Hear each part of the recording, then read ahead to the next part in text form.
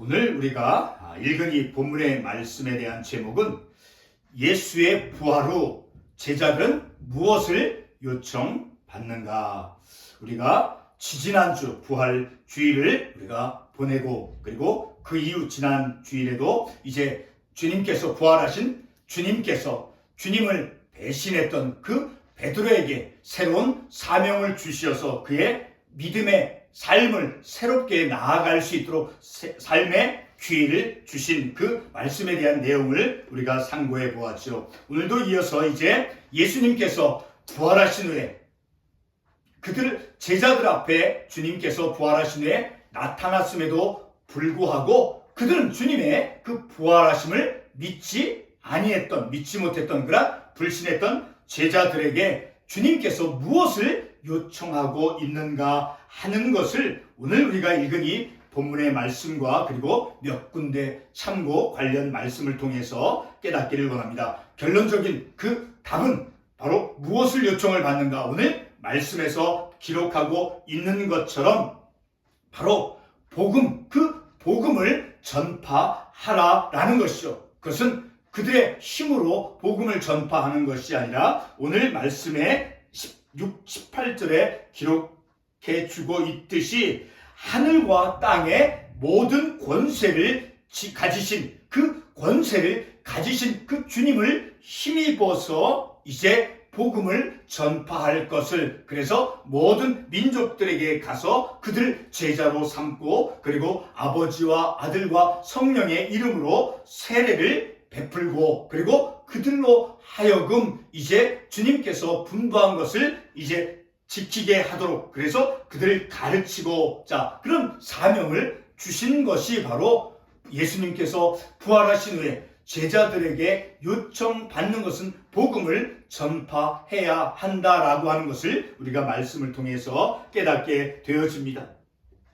오늘 우리가 이러한 말씀을 통해서 오늘 우리들에게도 부활의 주님 비록 2주가 지났지만 부활주일을 보낸 후 우리에게 어떤 믿음의 사명이 있는가를 말씀을 통해서 새롭게 깨닫고 그래서 주님이 나에게 오늘 우리들에게 무엇을 기대하고 무엇을 요청하고 있는가 하나님의 말씀을 통해서 우리 주님께서 나에게 기대하고 있는 것이 그리고 내가 해야 될 믿음의 본분들이 무엇인가를 다시 한번 새롭게 깨닫기를 원하는 것입니다.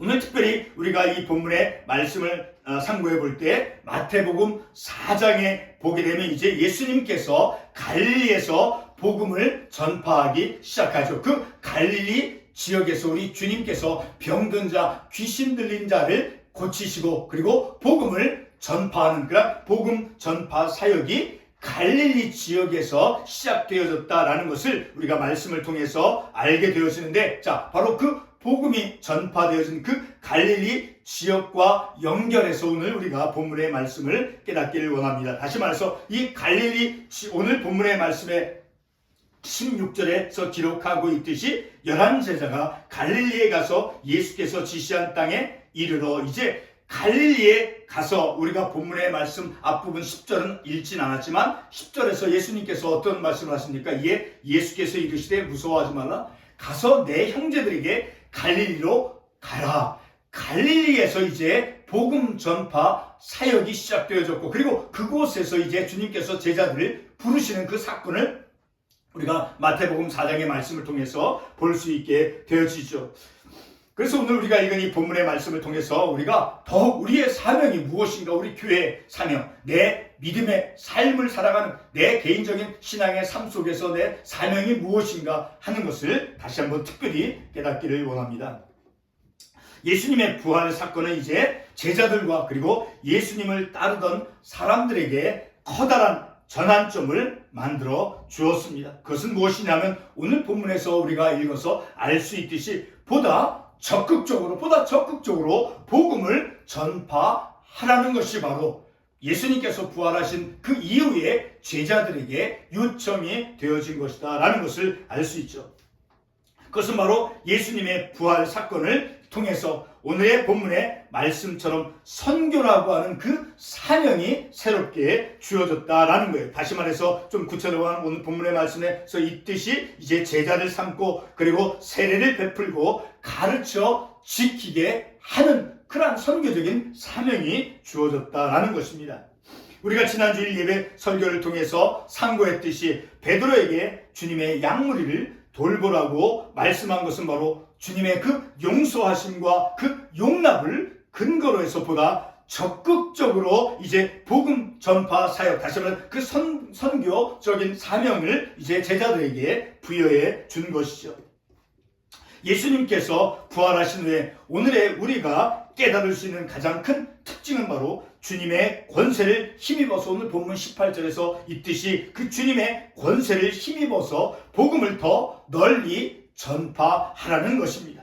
이와 같은 점을 마가복음 16장 15절이 뒷받침해 주고 있죠. 마가복음 16장 15절에서 어떻게 말씀하고 있습니까? 제가 말씀을 읽도록 하겠습니다. 또 이르시되 너희는 온 천하에 다니며 만민에게 복음을 전파하라. 자, 복음을 전파하는 것, 모든 많은 사람들에게, 만민에게 복음을 전파하라는 것이, 그런 사명이 예수님께서 부활하신 이후에 제자들에게 이제 특별한 그런 사명이 그들에게 주어졌다라는 것입니다. 이 말씀은 예수님께서 부활하신 후에 예수님의 부활을 믿지 못하던 그런 제자들에게 하신 말씀입니다. 마가복음 16장 11절에서 기록하고 있죠. 자, 예수님께서 부활 후 복음을 전파하라고 말씀하는 것은 바로 부활의 예수님이 모든 인생의 그 구원의 가장 본질적인 근거가 되어진다는 것을 반영해 주는 것입니다. 그것을 우리가 어떻게 알 수 있습니까? 마가복음 16장 16절에서 다음과 같은 말씀을 하고 있죠. 믿고 세례를 받는 사람은 구원을 얻을 것이요 믿지 않는 사람은 정죄를 받으리라. 이 마가복음 16장 16절 말씀에서 믿고 세례를 받은 사람은, 그러니까 주님을, 부활하신 주님을 믿는 그 믿음으로 믿는 사람은 구원을 받는다니까, 구원의 근거는 바로 부활하신 예수 그리스도다라는 것을 이 구절의 말씀을 통해서 알 수 있게 되어지죠. 바로 부활의 주님을 믿음으로만, 그 부활하신 주님을, 예수 그리스도를 믿음으로만 구원을 받는다라고 말씀해 주고 있죠. 이와 같은 구원의 절대적인 근거가 되시는 예수님을, 바로 부활의 주님을 복음으로써, 복음은 바로 예수 그리스도죠. 그 복음으로써 전파하라라고 말씀하고 있는 것입니다. 바로 이와 같은 점이 예수님이 부활하신 이후에 우리에게 보여지는 가장 큰 커다란 특징이 되는 것입니다. 그러므로 우리가 매년마다 부활절을 맞이하여 부활하신 그 주님을 체험한 이후에 우리는 부활의 주님이 우리에게 요청하는 것이 무엇인가를 우리가 말씀을 통해서 반드시 깨달아야만 되는 것이죠.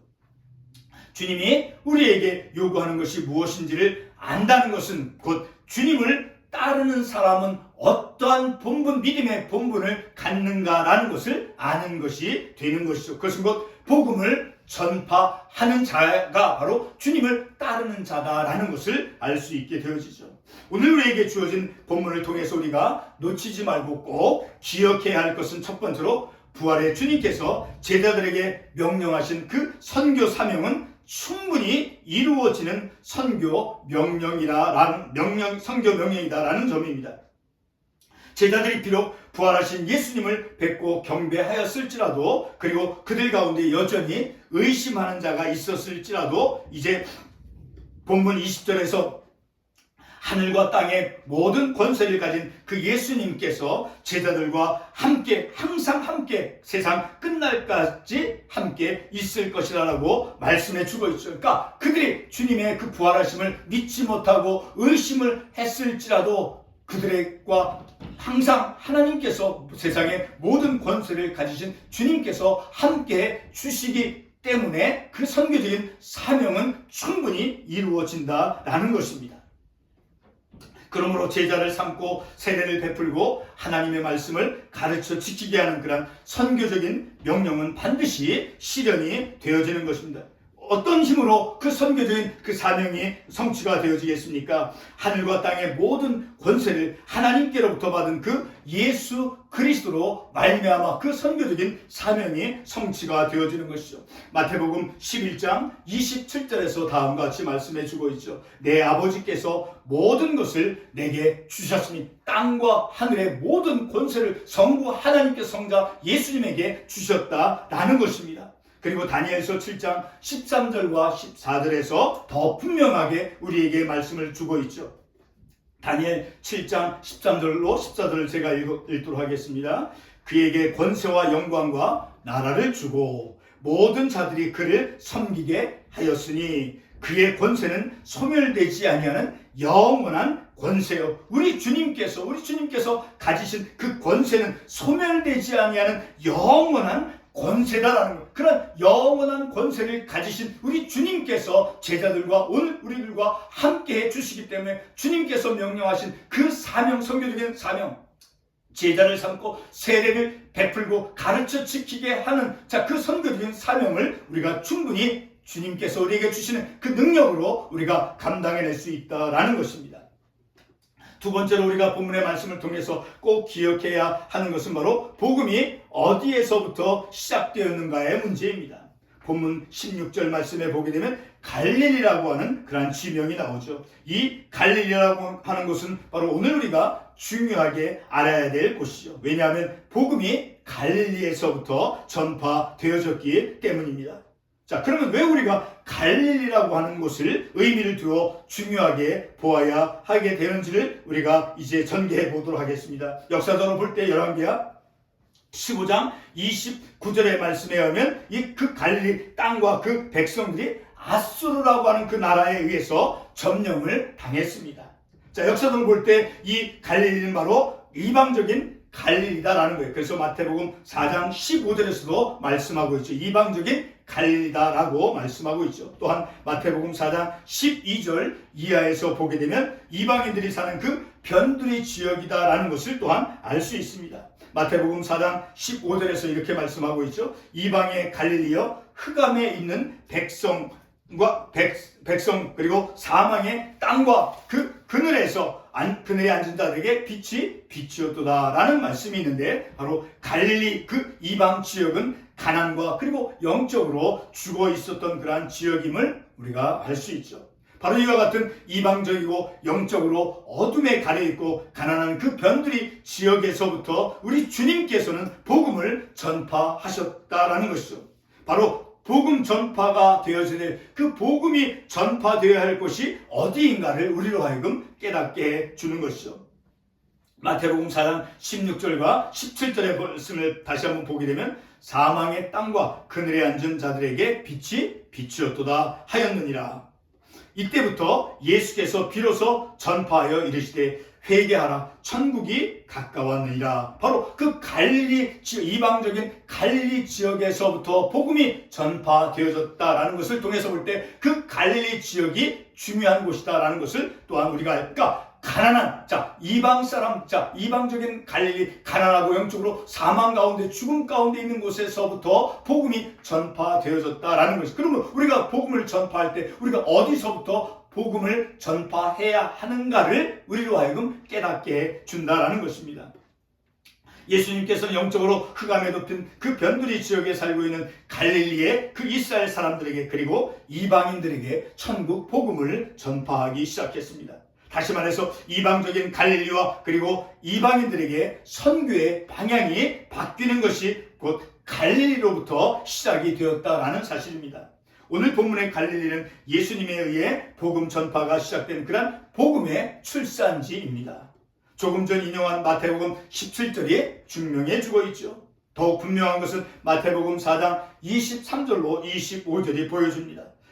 그 구절들에 의하면 예수님께서 갈릴리에서 행하신 것이 무엇이었습니까? 바로 갈릴리에서 주님께서 두루 다니시며 그곳에서 가르치시고 그리고 천국 복음을 전파하시고 그리고 병과 악한 것을 고치셨다라고 말씀하고 있죠. 자, 그 말씀들에서 예수님의 그 구원 행위는 병자들과 귀신 들린 자들의 치유 행위에서 드러남을 또한 우리가 알 수 있죠.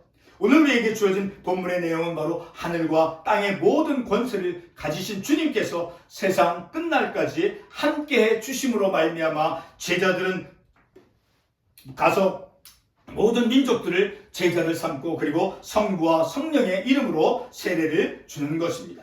그리고 그들을 가르쳐 주님께서 분부한 것을 지키게 하는 것입니다. 이와 같은 선교적인 사명은 예수님께서 갈릴리에서 행하셨던 그 복음 전파 사역과 그리고 치유 사역 이 모두가 하나로서 하나님의 구원 행위가 되는 것이죠. 설교를 시작하기에 앞서서 본문의 제목이 무엇이라 말씀하였습니까? 예수님의 부활로 제자들이 요청받는 것이 무엇인가였습니다. 본문의 제자들은 갈릴리에서 부활하신 그 주님을 만났고 그리고 선교 사명을 부여받았습니다.